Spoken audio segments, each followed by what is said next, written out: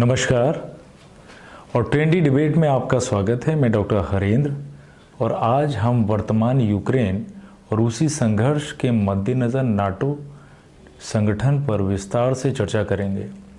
पिछले वीडियो में हमने रूसी यूक्रेन संघर्ष में 2014 और 2015 के मिन्स्क समझौते पर चर्चा की थी। इस वीडियो में हम नाटो को समझेंगे।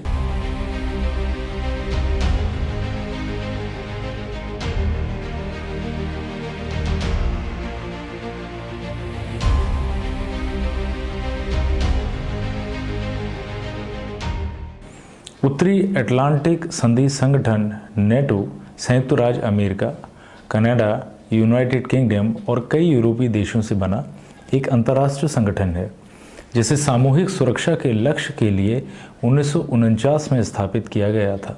नेटो में शामिल होने के क्रम में 1949 में Belgium, Canada, Denmark, France, Iceland, Italy, Luxembourg, Netherlands, Norway, Portugal, United Kingdom, United States, 1952 में ग्रीस, टर्की, 1955 में जर्मनी, 1982 में स्पेन, 1999 में क्रेज रिपब्लिक और हंगरी, पोलैंड, 2004 में Bulgaria, Estonia, Latvia, Lithuania, Romania, Slovakia और स्लोवेनिया, 2009 में अल्बानिया, क्रोएशिया, 2017 में Montenegro, 2020 में नॉर्थ मैसेडोनिया।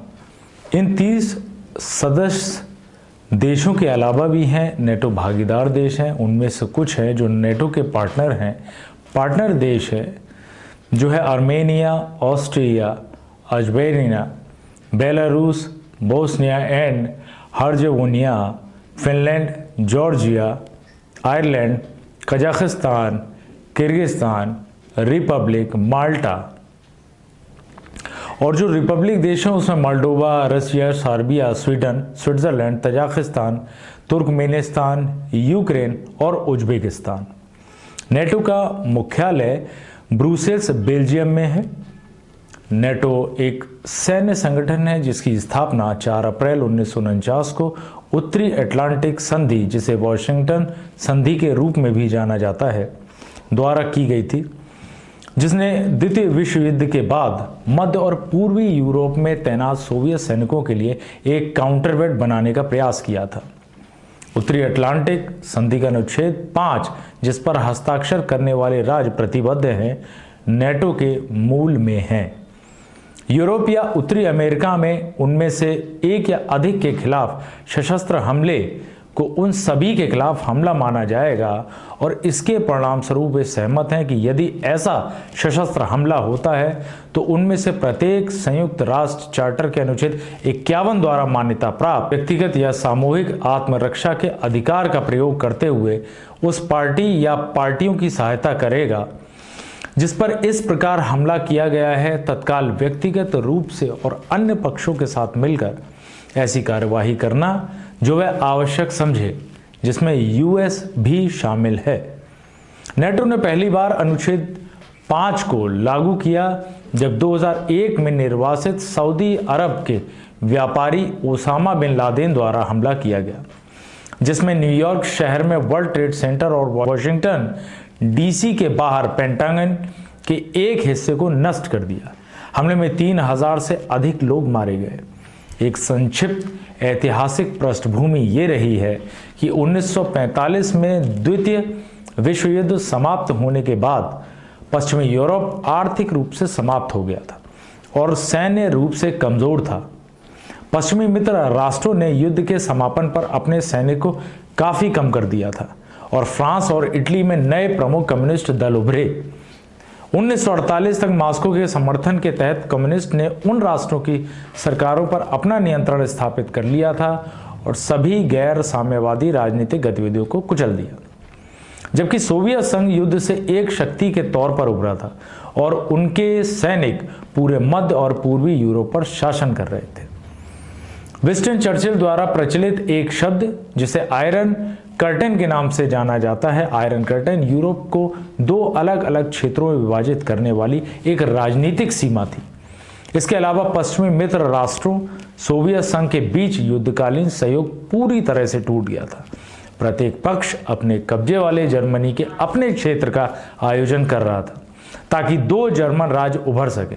पश्चिम में एक लोकतांत्रिक और पूर्व में एक कम्युनिस्ट मार्शल योजना 1948 में संयुक्त राज्य अमेरिका द्वारा शुरू की गई थी, जिसने पश्चिमी और दक्षिण यूरोप में भारी मात्रा में आर्थिक मदद इस शर्त पर डाली कि वे एक दूसरे के साथ सहयोग करें और अपने सामूहिक विकास को गति देने के लिए सहयोगी योजना में भाग लें। सैन्य पुनर्प्राप्ति के संदर्भ में यूनाइटेड किंगडम, फ्रांस और निम्न देशों बेल्जियम, नीदरलैंड और लग्जमबर्ग ने 1948 की ब्रुसेल संधि पर हस्ताक्षर किया, जिसने पश्चिमी यूरोपीय संघ की स्थापना की। हालांकि ये जल्दी से महसूस किया गया था कि सोवियत संघ के लिए पर्याप्त सैन्य प्रतिकार की पेशकश करने के लिए एक बहुत शक्तिशाली गठबंधन आवश्यक होगा। यूनाइटेड किंगडम, कनाडा और संयुक्त राज्य अमेरिका की 3 सरकारों ने वैश्विक सामूहिक रक्षा कार्यक्रम पर बातचीत शुरू कर दी, जो पश्चिमी सुरक्षा को मजबूत करेगी और लोकतांत्रिक आदर्शों को बढ़ावा देगी। फ्रांस, निम्नदेश और नॉर्वे वार्ता में शामिल हो गए और उत्तरी अटलांटिक संधि पर अप्रैल 1949 में हस्ताक्षर किए गए। उत्तरी अटलांटिक परिषद, जिसका गठन संधि पर हस्ताक्षर करने के तुरंत बाद किया गया था, सदस्य देशों के मंत्री स्तरीय प्रतिनिधियों से बनी है, जो साल में कम से कम 2 बार बुलाते हैं। अन्य समय में नेटो महासचिव राजदूत स्तर पर परिषद के स्थायी सत्र की अध्यक्षता करते हैं। नेटो बलों, ठिकानों, हवाई क्षेत्रों, पाइपलाइनों, संचार नेटवर्क और डिपो का समर्थन करने वाले बुनियादी ढांचे में $3 मिलियन से अधिक को संयुक्त रूप से डिजाइन, वित्त पोषित और गठबंधन के पहले 20 वर्षों में बनाया गया था, जिसमें अमेरिका लगभग 1/3 वित्त पोषण प्रदान करता था। नेटो के उद्देश्य, इसकी स्थापना के समय का मुख्य उद्देश्य पश्चिमी यूरोप में सोवियत संघ की साम्यवादी विचारधारा के प्रसार को रोकना था। राजनीतिक और सैन्य साधनों द्वारा अपने सदस्य राज्यों की स्वतंत्रता और सुरक्षा की गारंटी देना। वर्तमान और भविष्य के खतरे को पूरा करने के लिए नवाचार और अनुकूलन के साथ साथ उपकरणों के निर्माण को प्रोत्साहित करना। सदस्य देशों के बीच एकजुटता और एकजुटता की भावना पैदा करना। व्यक्तिगत स्वतंत्रता, लोकतंत्र, मानवाधिकार और कानून के शासन के सामान्य मूल्यों के आधार पर यूरोप में स्थायी शांति सुनिश्चित करना। अपने सदस्य राज्यों के क्षेत्र की रक्षा करना और जब भी संभव हो संकट को कम करने का प्रयास करना। राष्ट्रीय सुरक्षा के मामले में निर्धारित प्राथमिक उद्देश्यों को प्राप्त करने के लिए किसी भी सदस्य देश को अपनी पूरी क्षमता का उपयोग करने के लिए बाध्य नहीं करना। अंतर्राष्ट्रीय स्तर पर उभर रहे नए खतरों का सामना करने के लिए न केवल सामूहिक रक्षा प्रदान करना, बल्कि संकट की स्थितियों का प्रबंधन करने के साथ साथ सहकारी सुरक्षा को प्रोत्साहित करना। समुद्र या महासागर से संभावित खतरों से अपने सहयोगियों की रक्षा करने में सहायता करना। आतंकवाद को किसी भी रूप में स्वीकार ना करना। नाटो के सामने कुछ सुरक्षा चुनौतियां भी हैं। आतंकवाद के खतरे से निपटना, परमाणु हथियारों और सामूहिक विनाश के अन्य हथियारों के प्रसार को रोकना, बैलिस्टिक मिसाइल रक्षा के विकास से संबंधित चुनौतियां, साइबर अटैक से बचाव, तात्कालीन विस्फोटक उपकरणों का संयोजन, ऊर्जा द्वारा उत्पन्न जोखिमों को कम करना, पर्यावरण से संबंधित चुनौतियों का मुकाबला करना, सैन्य अभियानों के दौरान मानव तस्करी का मुकाबला करना। अब नाटो और भारत के संबंध में कुछ बातें हैं, मैं आपको बताऊं।